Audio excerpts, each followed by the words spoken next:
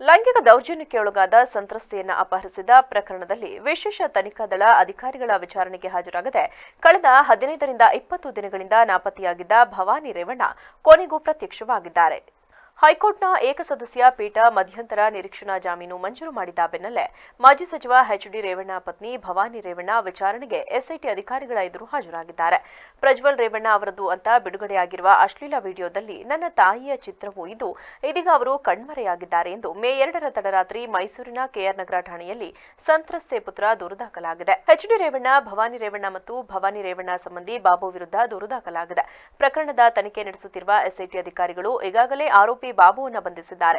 ಪ್ರಕರಣದ ಮೊದಲ ಆರೋಪಿಯಾಗಿರುವ ಮಾಜಿ ಸಚಿವ ಎಚ್.ಡಿ. ರೇವಣ್ಣ ಅವರನ್ನ ಎಸ್ಐಟಿ ಅಧಿಕಾರಿಗಳು ವಶಕ್ಕೆ ಪಡೆದುಕೊಂಡು ವಿಚಾರಣೆ ನಡೆಸಿದ್ದರು. ಎಚ್.ಡಿ. ರೇವಣ್ಣ ಅವರಿಗೆ ಜನಪ್ರತಿನಿಧಿಗಳ ನ್ಯಾಯಾಲಯ ಷರತ್ತುಬದ್ಧ ಜಾಮೀನು ಮಂಜೂರು ಮಾಡಿತ್ತು. ಸದ್ಯ ಎಚ್.ಡಿ. ರೇವಣ್ಣ ಜಾಮೀನಿನ ಮೇಲೆ ಹೊರಗಡೆ ಇದ್ದಾರೆ. ಇದೇ ಪ್ರಕರಣದಲ್ಲಿ ಭವಾನಿ ರೇವಣ್ಣ ಅವರು ಕೂಡ ಎಸ್ಐಟಿ ಅಧಿಕಾರಿಗಳ ವಿಚಾರಣೆಗೆ ಹಾಜರಾಗಬೇಕು. ಈ ಸಂಬಂಧ ಎಸ್ಐಟಿ ಭವಾನಿ ರೇವಣ್ಣ ಅವರಿಗೆ ಎರಡೆರಡು ನೋಟಿಸ್ ಕೊಟ್ಟಿತ್ತು. ನೋಟಿಸ್ ನೀಡುತ್ತಿದ್ದಂತೆ ಭವಾನಿ ರೇವಣ್ಣ ಜಾಮೀನು ಅರ್ಜಿ ಸಲ್ಲಿಸಿದ್ದರು. ಆದರೆ ನ್ಯಾಯಾಲಯ ಜಾಮೀನು ಅರ್ಜಿ ತಿರಸ್ಕರಿಸಿತ್ತು. ಅರ್ಜಿ ತಿರಸ್ಕೃತಗೊಳ್ಳುತ್ತಿದ್ದಂತೆ ಎಸ್ಐಟಿ ಅಧಿಕಾರಿಗಳು ಭವಾನಿ ರೇವಣ್ಣ ಅವರನ್ನ ವಿಚಾರಣೆಗೆ ಒಳಪಡಿಸಲು ತಯಾರಿ ನಡೆಸಿದ್ರು. ಇದೇ ವೇಳೆ ಭವಾನಿ ರೇವಣ್ಣ ಕೂಡ ಎಸ್ಐಟಿಗೆ ಮನೆಯಲ್ಲೇ ವಿಚಾರಣೆಗೆ ಹಾಜರಾಗುವುದಾಗಿ ಪತ್ರ ಬರೆದಿದ್ರು.